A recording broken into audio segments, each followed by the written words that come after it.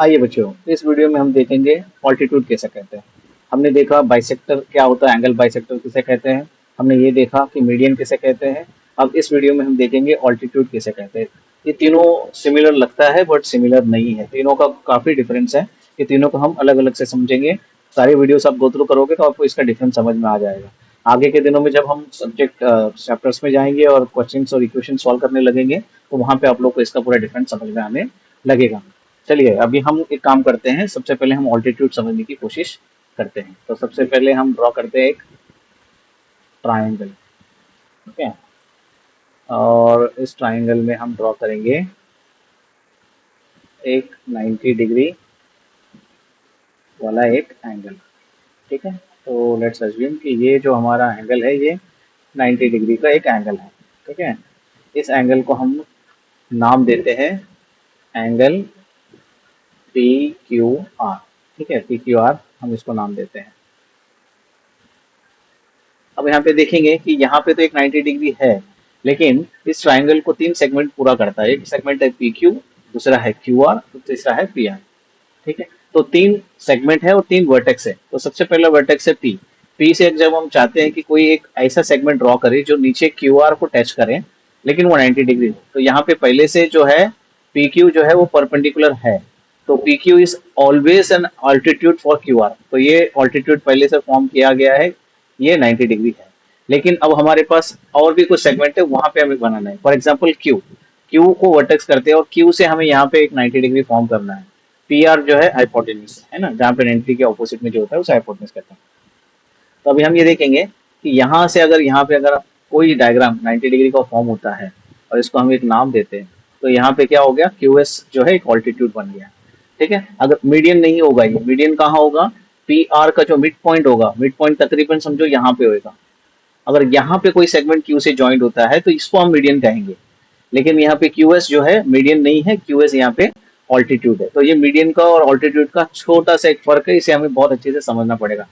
जब भी ये समझ गए तो हमारे लिए बहुत आसानी होगी। ठीक है, अब तीसरा वर्टेक्स है आर।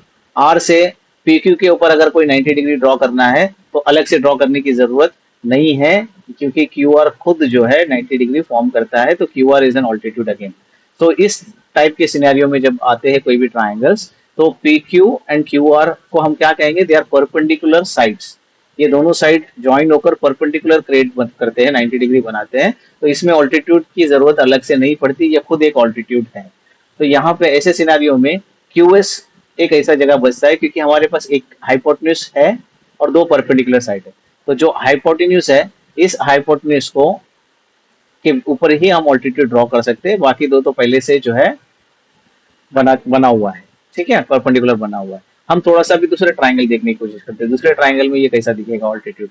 तो दूसरा ट्राइंगल हम देखेंगे, तो हम लेते हैं एक नॉर्मल सा कोई ट्राइंगल।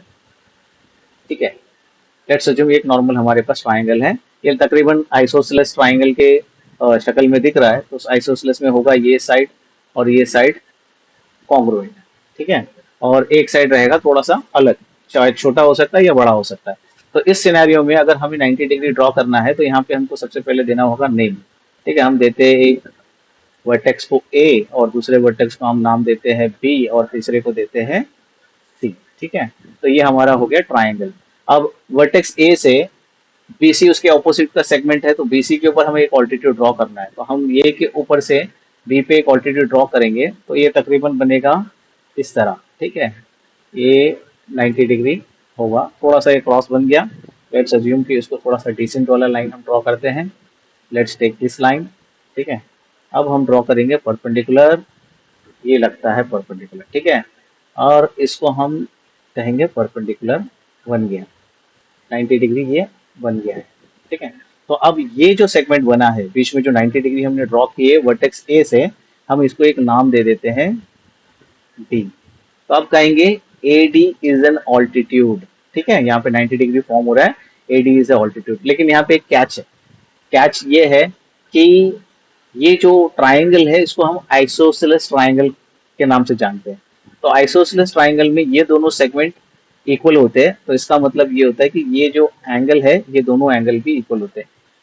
ठीक है, तो आइसोसेलेस ट्राइंगल में जब ऑपोजिट साइड में आप परपेंडिकुलर ड्रॉ करोगे तो ये क्या करता है, परपेंडिकुलर मिड पॉइंट पे ही टच होगा क्योंकि ये आइसोसेलेस है, दो साइड इक्वल है और तीसरे साइड का सिर्फ मिड पॉइंट में दो ही हो सकता है। तो ये सेगमेंट और ये सेगमेंट दोनों कॉन्ग्रुएंट होगा, यानी ये जो सेगमेंट बी डी है will be congruent to segment D सी।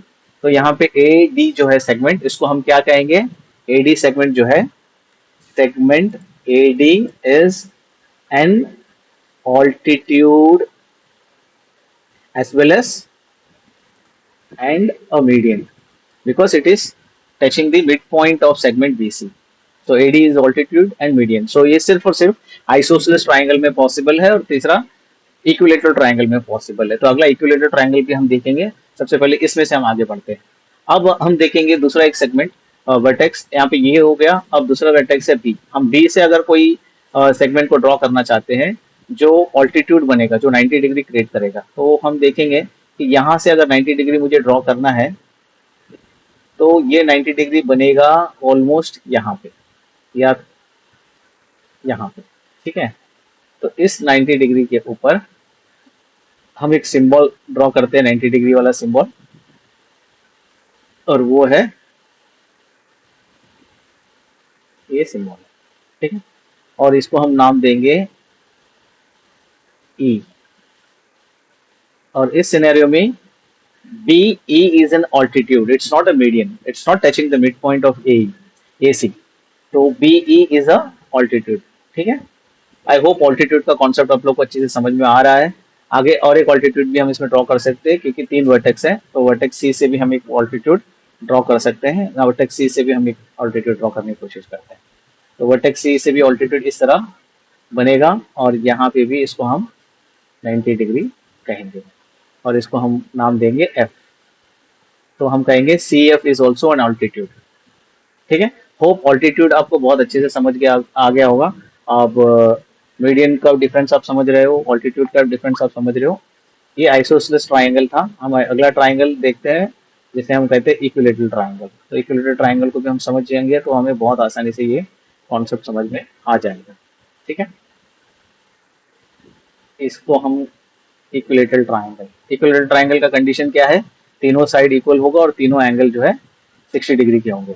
यहाँ पे जो एंगल फॉर्म होगा ये भी 60 डिग्री होगा, ये भी 60 डिग्री होगा और ये भी 60 डिग्री होगा, क्योंकि हमें पता है एंगल, एक ट्राइंगल में तीनों एंगल को मिलाकर 180 डिग्री होना चाहिए और इक्विलेटरल है तो तीनों जगह इक्वल एंगल होगा, इसलिए इसे हम इक्विलेटरल ट्राइंगल कहते हैं।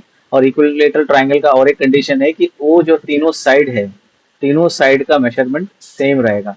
एग्जाम्पल, यहाँ पे अगर हम 5 सेंटीमीटर कंसिडर करते हैं तो तीनों साइड जो है सेगमेंट जो है 5 सेंटीमीटर होगा, इसीलिए इसे इक्विलेटरल ट्राइंगल किया जाता है। तो इक्विलेटरल ट्राइंगल में जब भी कोई ऑल्टीट्यूड ड्रॉ होता है, जब भी कोई मीडियन ड्रॉ होता है, तो मीडियन और ऑल्टीट्यूड दोनों में कोई फर्क नहीं रहता है।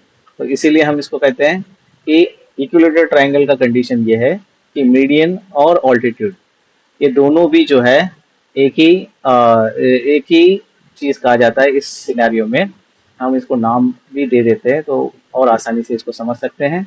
लेट्स से ये हमारा बन गया PQR, ठीक है। ये PQR के अंदर इसको हमने नाम दे दिया S। तो इस कंडीशन में जो इक्विलेटरल ट्राइंगल, जब भी कभी इक्विलेटरल ट्राइंगल दिया होगा तो ऐसे सर्कमस्टेंसेस में, ऐसे कंडीशन में हम कहेंगे segment PS is an altitude and median. और इसी तरह सेम सिनेरियो में हम दूसरे सेगमेंट को भी कंसिडर कर सकते हैं, जैसे कि हम ड्रॉ करेंगे सेगमेंट आर को वर्टेक्स बनाते हैं और इसके ऑपोजिट के सेगमेंट पे हम ड्रॉ करते हैं। तो यहाँ पे अगर कोई ऑल्टीट्यूड ड्रॉ करोगे तो ये भी 90 डिग्री फॉर्म होगा और इसको भी हम क्या कहेंगे, इसको भी हम कहेंगे ऑल्टीट्यूड और मीडियन। इसका नाम देते हैं T।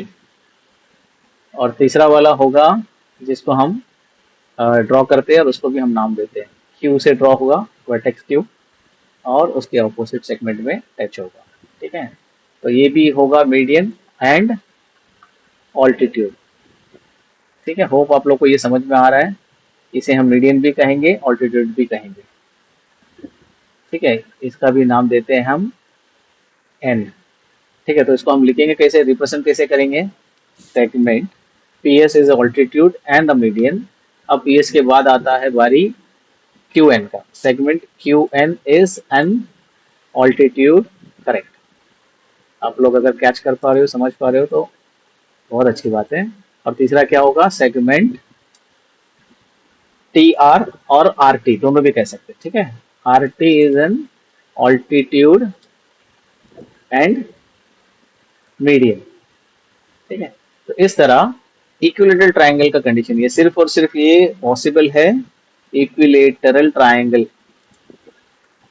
अगर इक्विलेटरल ट्रायंगल होता तो ही हम ये कंडीशन पे हम बात कर सकते हैं। अगर कोई और ट्रायंगल होगा तो ये कंडीशन पॉसिबल नहीं है। होप आप लोगों को ये जो है काफी अच्छे से समझ में आ रहा है, और मीडियन और ऑल्टीट्यूड में कभी कोई मिस्टेक नहीं करोगे, क्योंकि एकदम बेसिक से एक बार आपका ये बेसिक कॉन्सेप्ट क्लियर हो गया तो आगे के ट्रायंगल्स में कोई भी किस्म की क्वेश्चंस, ट्विस्टेड क्वेश्चंस हो, आप इजीली उसको कैच कर सकते हो।